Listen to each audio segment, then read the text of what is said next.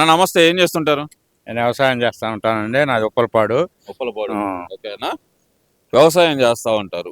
కూటమి ప్రభుత్వం వచ్చిన తర్వాత రైతులని నిండా ముంచటం తప్పితే రైతులకు మేలు చేసింది ఏమీ లేదు. రైతులకు మద్దతు ధర కూడా కల్పించకుండా వాళ్ళ పండించిన పంటకి రైతులని మోసం చేస్తుంది కూటమి ప్రభుత్వం అనేది జగన్మోహన్ రెడ్డి గారు చాలా గట్టిగా చెప్తున్న మాట. నిజమేనా అది? ఇది బూటకం, అవన్నీ బూటకం మాటలండి. రైతుకి ఈ గవర్నమెంట్ వచ్చినాకే బాగుందండి. వచ్చినాక రైతులు ఈ ఒడ్లు కొనుగోలు కానీ, ధాన్యం కొనుగోలు కానీ, మొక్కజొన్నల కొనుగోలు కానీ ఇవన్నీ గవర్నమెంట్ ద్వారా కొన్నారండి. 7 మంచి రేటుకి అమ్మేమండి ఒడ్లు. బాగానే ఉందండి. ఈ గవర్నమెంట్ వచ్చినాక అంతా బాగుందండి. అసలు మద్దతు ధర ఇవ్వట్లేదంట కదా మీకు? మద్దతు ధర ఏముంది ఎవరండి? మా ఊర్లో మేము కూడా అమ్మామండి. 1800 చిల్లర చేసి అమ్మామండి. అప్పుడే డబ్బులు కూడా 4 రోజే పడిపోయినాయండి. డబ్బులు కూడా 4 రోజే పడిపోయినాయి.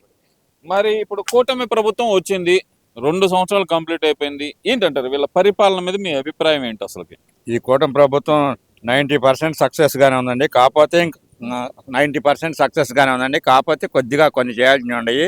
అవి కూడా నిదానంగా చేస్తారండి. అవి అంటే పెన్షన్లు కొంతమంది కోరుతున్నారు, అదొకటి. రెండోది ఏదంటే ఇళ్ల స్థలాలు కొంతమంది ప్లాట్లు ఇవ్వాల్సిన వాళ్ళు ఉన్నారు. ఆ 2 కూడా చేయాలండి. చేస్తారండి. అది కూడా రాబోయే రోజుల్లో చేస్తారు. ఈ పింఛన్ ఒకటి ఉంది బీసీలకి, అవి వాళ్ళకని. అది కొద్దిగా బడ్జెట్ లేకపోవటాన్ని అది కూడా నిదానంగా చేస్తారండి. ఈ 3 సంవత్సరాల్లో దాదాపుగా 100కి 100% చేస్తారని మేము అనుకుంటున్నామండి. వచ్చి 2 సంవత్సరాలు అవుతుంది. సూపర్ 6 అన్నారు, సూపర్ 7 అన్నారు. సూపర్ 6 లేదు, సూపర్ 7 లేదు. సూపర్ గా వెన్నుపోటు పొడిచాడు ప్రజలకు చంద్రబాబు నాయుడు అంటున్నాడు మరి జగన్మోహన్ రెడ్డి. మధ్య మధ్యలో ఏదన్నా రాజకీయ వక్రీకరణ చేస్తూ ఉంటాడండి. ఇప్పుడు దాదాపుగా సూపర్ 6 లో సూపర్ 4 అయిపోయినాయండి. నేను చెప్పాను చూడండి. ఇప్పుడు దాదాపుగా ఆ 2 ఉన్నాయి. ఆ 2 కూడా దాదాపుగా రాబోయే సంవత్సరం నుంచి మొదలుపెట్టి చేసేస్తాడని మేము అందరం అనుకుంటున్నామండి. దానికోసం ఎదురు చూస్తున్నాం. కాబట్టి చంద్రబాబు నాయుడు అధికారంలోకి వచ్చిందే దోచుకో, దాచుకో, పంచుకో, తినుకో అనే నినాదంతో తప్పితే ఆయన ప్రజలకు మంచి చేయడానికి రాలేదు. ప్రజల్ని మీద దోపిడీ చేస్తున్నాడు ఆయన అంటున్నారు కదా మరి. ఇవన్నీ ఒట్టి మాటలండి. వాళ్ళ ఎమ్మెల్యేలు అన్నింటిలో చిక్కుకొని ఉన్నారు. దోపిడీలు, దౌర్జన్యాలు, మొత్తం భూ ఆక్రమణలు, మందులో చేయటం అన్నీ ఇదై ఉండారు. దాన్ని ఇచ్చేపీయటానికి, దాన్ని సైడ్కి పంపటానికి ఇట్లా పన్నాగం పొంది కుట్రలు చేస్తున్నాడండి. దాన్ని సైడ్ చేయటానిక? దాన్ని సైడ్ చేయటానికి. కూటమి ప్రభుత్వంలోనే దోపిడీ జరిగింది అంటున్నారు కదా మరి. వాళ్ళు చాలా గట్టిగా చెబుతున్నారు కదా, 1000 కోట్లు తీసుకుంటున్నాడు, 1000 కోట్లు అప్పులు తెస్తున్నాడు. 5 సంవత్సరాల్లో నేను తెచ్చిన అప్పు కంటే ఇప్పుడు నేను అప్పు ఎక్కువ తెచ్చాడు, కానీ మొత్తం అమరావతిలో పోస్తున్నాడు. అది అమరావతి అవసరం మనకే అంటున్నాడు కదా మరి. ఇప్పుడు అమరావతి అవసరం లేకుండా ఈయన మీద అభిమానంతో, చంద్రబాబు గారి అభిమానంతో కదండి 33,000 ఎకరం ఇచ్చింది రైతులు. ఇప్పుడు అదే ఈయన అయితే నమ్మిచ్చేవాళ్ళు అండి. ఇప్పుడు లోకేష్ గారు ఉన్నారు. ఇప్పుడు ఎన్ని పరిశ్రమలు తీసుకొచ్చారండి. దాదాపు ఎంతమందికి ఉపాధి కల్పన కల్పించారండి. ఈయన దాన్ని పక్కకు నడిపించడానికి మావిగనని అదని ఇదని వ్యాపారవేత్తలు అది రాకుండా చేయడానికి చేస్తున్నాడని అందరికి అర్థమైపోయింది. ఇది ఈయన చెప్పే పచ్చి బోటకం అని ఎవరు నమ్మట్లేదండి. కాకపోతే వాళ్ళ ఎమ్మెల్యేలు కూడా నమ్మట్లా. దాదాపుగా ఆయనకు ఎదురు తిరిగేవాళ్ళు లేక అట్లా చెబుతున్నారండి. ఏం లేదు. లోకేష్ అంటూ కంపెనీలు తెస్తున్నాడు. ఆ కంపెనీలు ఏముంది, సరదాగా ఆయన జలసాలు చేస్తాను తప్పితే కంపెనీలు తెచ్చేది ఏముంది. మా గుడివాడ అమర్నాథ్ ఉన్నాడు, మేమే తెచ్చాం కదా ఎక్కువ అంటున్నారు కదా. గుడివాడ అమర్నాథ్ సంగతి అందరికీ తెలుసు కానీ మామూలుగా ఇక్కడికి పల్లెటూరు రామనండి. ఇప్పుడు మేము ఉన్నాం, సపోజ్ 4 కూర్చుంటాం. ఆయన ఒక క్వశ్చన్ అడగమండి, మేము ఒక క్వశ్చన్ అడుగుతాం, సమాధానం చెప్పమనండి. ఆయన సమాధానం చెబితే మేము ఈ ఊర్లో ఓటు కూడా వేయం. చెప్పమనండి. మాజీ మంత్రి అండి, ఆయన చెప్పలేడు అంటారు. ఆయన మంత్రి అయితే ఉపయోగం ఏందండి? మంత్రి మామూలుగా ఆయన దావోసు పోయి చలికి కప్పుకొని దుప్పటి కప్పుకొని వచ్చిన ఆయన అయితే ఆయన ఏమన్నా తెచ్చాడా? పరిశ్రమలు తెచ్చాడా? ఏమన్నా తీసుకొచ్చాడా? ఏదైనా చెబుతామండి. మంత్రి ఏముంది? ప్రజలు ఎన్నుకోబడ్డాడు, ప్రజల చేత ఎన్నుకోబడ్డాడు. ఒకవేళ నువ్వు ఏదైనా వరుస కుదిరితే, నువ్వు ఎమ్మెల్యే అయితే, నువ్వు మంత్రి చేస్తే, చంద్రబాబు గారు కానీ ఇంకొక ప్రభుత్వంలో కానీ నువ్వు మంత్రి చేస్తే మంత్రి కావా? మంత్రి ఎన్నాళ్ళు ఉంటుందా మంత్రి అనేది? నీ గౌరవం, పేరు, ప్రతిష్ట సంపాదించినాడు గొప్పాడు. అదండి జగన్మోహన్ రెడ్డి గారు అంటుంది ఏంటంటే గనక, నారా లోకేష్ అంటే గనక దోచుకోవడానికే ఉన్నాడు ఆయన అనే మాట అయితే అంటున్నారు కదా. అమరావతి కూడా దోపిడీ జరుగుతుంది. కంపెనీల పేరుతోటి వాళ్ళ దగ్గర లంచాలు తీసుకుంటున్నారు. అందుకే 99 పైసలకు భూములు ఇస్తున్నారు అంటున్నారు కదా మరి. ఇప్పుడు ఇచ్చే నువ్వు నిరూపించవచ్చు కదండి. నువ్వు దాన్ని ఏదన్నా నిరూపించి దాన్ని ఇచ్చేసి కేసు పెట్టి రుజువు చేయొచ్చు కదండి. ఏది ఒకటి చంద్రబాబు గారిని జైల్లో పెట్టి నువ్వు ఏ నేరం రుజువులు చేయలేకపోయావే 52 రోజుల పాటు పెట్టి. లోకేష్ ఇవాళ విద్యా వ్యవస్థను ఎట్లా నడుపుతున్నాడో ప్రజలందరికీ తెలుసు. ఇవాళ మా ఊర్లో కూడా కొంతమంది ప్రైవేట్ స్కూళ్ళు మానేసి చాలామంది హై స్కూల్లో చేర్పించారు. కొన్ని స్కూల్లో హై స్కూల్లో అసలు స్కూల్లో అడ్మిషన్ లేవని బోర్డులు బయట పెట్టేస్తున్నారు. ఇప్పుడు అక్కడికి ఇక్కడికి కూడా విద్యా వ్యవస్థ కూడా చాలా తేడా అంటే వచ్చేసిందండి. విద్యా వ్యవస్థ నా వల్లేను అప్పుడు నేను నాడు నేడు అని చెప్పి బిల్డింగ్లు కట్టాను, బోర్డులు పెట్టాను, అందుకనే వచ్చారు, పిల్లలు మారింది ఇప్పుడు అందుకనే అంటున్నాడుగా. నాడు నేడు ఏం చేశాడండి ఈయన? ఇప్పుడు మీరు చెప్పారు చూడండి, దాచుకోవడం. ఆ రోజు ఏముంది, 20 లక్షలు పని చేసి 50 లక్షలు సెలక్షన్ చేపించుకున్నారు. ఏముందండి విద్యా వ్యవస్థలు? ఏముంది, టీచర్ని దొడ్ల కాడ, బాత్రూమ్ల కాడ, మందు దీని కాడ నుంచోబెట్టాడు ఆయన. డిస్టిలరీల కాడ వాటి కాడ నుంచోబెట్టిన గనుడు ఆయన.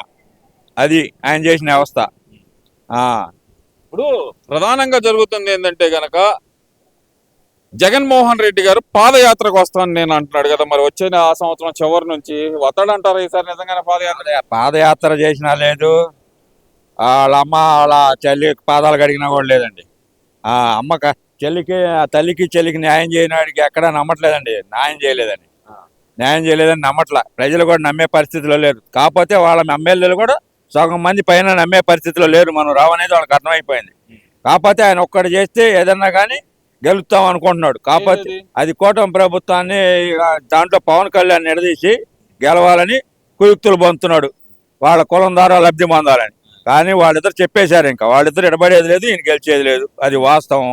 ఎందుకంటారు ఇప్పుడు పవన్ కళ్యాణ్ ని విడదీస్తే గెలుస్తామని అంటే మరి గతంలో చూసాం, మీరు ఎంతమంది అయినా కలిసారండి, మా వెంట్రుక పీకలేరు. సరే ఈ భాష వాడినందుకు నన్ను క్షమించండి, ఇది జగన్మోహన్ రెడ్డి గారు మాట్లాడిన భాష. చిన్నపిల్లల ముందల నా వెంట్రుక కూడా పీకలేరు అన్నారు. మరి ఇప్పుడు చూస్తే దమ్ముంటే ఒంటరిగా పోటీ చేయండి అంటున్నారు. ఎందుకంటారు ఇంత తేడా ఎందుకు వచ్చిందంటారు? అంటే ఆయనకి ఎదురు గెలవ అనేది అర్థమైపోయింది. 11 సీట్లు వచ్చినాయి. 11కి ఇంకెంత వేసుకున్నా కూడా, ఏదన్నా గెలిచినా కూడా బాగా వస్తే ఒక 20 వస్తాయి అనేది ఎస్టిమేషన్ ఆయనకు అర్థమైపోయింది. అందుకని ఇట్లా చేద్దాం అంటే వీళ్ళని రెచ్చగొడితే ఒకళ్ళు నుంచుంటారని. వీళ్ళు ఒకళ్ళు నుంచోరు, వీళ్ళిద్దరూ ఏ వ్యూహంగా బాగా ఇది చేసుకుంటున్నారు. ప్రభుత్వాన్ని కూడా ఇద్దరు కలిసి బాగా నడుపుతున్నారు. ప్రజలందరూ మన్ననలు పొందుతున్నారు. కాబట్టి వీళ్ళిద్దరు కలిసే ఉంటారు. ఇంకా ఆయన వల్ల కాదు. సరే, మరి జగన్మోహన్ రెడ్డి గారు ఎలక్షన్ మేనిఫెస్టో ప్రకటించేస్తున్నారు కదా, ఆయన మావిగానే మన రాజధాని, మా రాజధాని మావిగాను, నా దానికి ఇష్టమైన వాళ్ళు జగన్మోహన్ రెడ్డికి ఓటేస్తారు, లేదంటే కనుక అమరావతి ఇష్టమైన వాళ్ళు చంద్రబాబు నాయుడికి ఓటేస్తారు అంటూ ఆయన ఎలక్షన్ మేనిఫెస్టో ప్రకటించేశారు కదా, మరి దాన్ని ఎలా చూడాలండి? వచ్చారండి, పోల్ సర్వేలు చూశారు కదా, మేము యూట్యూబ్ లో పోల్ సర్వేలను చూసాం. వీళ్ళకేమో 80% వచ్చింది, వాళ్ళకి 20 వచ్చింది. కాకపోతే అదేమన్నా తప్పు అనుకున్నా కూడా, ఆయనకు బాగా వచ్చినా కూడా 30 వస్తుంది, వీళ్ళకి 70 గ్యారంటీ, అనుమానం లేదు. ఇవన్నీ తప్పుడు ప్రచారం చేసుకొని ఈ వ్యాపారవేత్తలను వీళ్ళకు రాకుండా చేయడానికి, భయభ్రాంతులు చేసి రాష్ట్రాన్ని అప్రదిష్ట పాలు చేయడానికి చూస్తున్నాడండి. ఏం లేదు ఏంది. అంటే ఇప్పుడు మళ్ళీ జగన్ గారు వచ్చినా కూడా మార్చడం వీలు కాదంటారు అమరావతిని? అసలు నేను చెబుతున్నానండి, ఎవరు వచ్చినా ఇది కాదు. నేను చెప్పారు చూడండి, మన సీనియర్ జర్నలిస్ట్, ఆయన పేరేంది, ఆయన పేరు సీనియర్ జర్నలిస్టు అంకురావు గారు కాదండి, ఇంకొక ఆయన పెద్ద ఆయన బట్టలు ఉంటాడు చూడండి, శ్రీనివాసరావు కూడా కాదు, చెప్పండి ఎవరు? సీనియర్ జర్నలిస్ట్ గారు చెప్పారు. వాళ్ళు ఒకళ్ళు ప్రధాని అయ్యి, ఒకళ్ళు మా ఇద్దరు 2 రాష్ట్రాల ముఖ్యమంత్రి అయ్యి, ఒకళ్ళు రాష్ట్రపతి అయినా కూడా దాన్ని ఎడగొట్టలేరండి.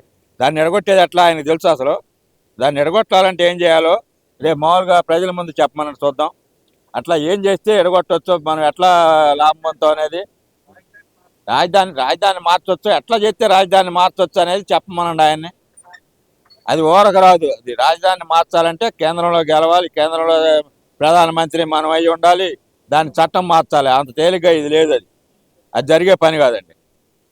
ఓకే, మరి ఓవరాల్ గా ఏం చెప్తారంటారు? జగన్మోహన్ రెడ్డి 2029 అధికారం నాదే, నేను వస్తే 2.0 చూపిస్తాను, రప్ప అంటున్నాడు కదా, మరి ఇవన్నీ వట్టి మాటలండి. ఆ రోజులు పోయి నమ్మేవాళ్ళు లేరు. అసలు ఆ రఫా అనే మాటకే సగం వెళ్ళిపోయింది. ఇంకా ప్రజలు నమ్మే పరిస్థితిలో లేరండి. ఇంకా కొంతమంది ఉన్నారు, కానీ ఇంకా అటు ఇటు కాకుండా ఈసారి చివరికి వచ్చి గీలుకుంటే ఆ 10 కూడా రావేమోనండి. Okay, thank you.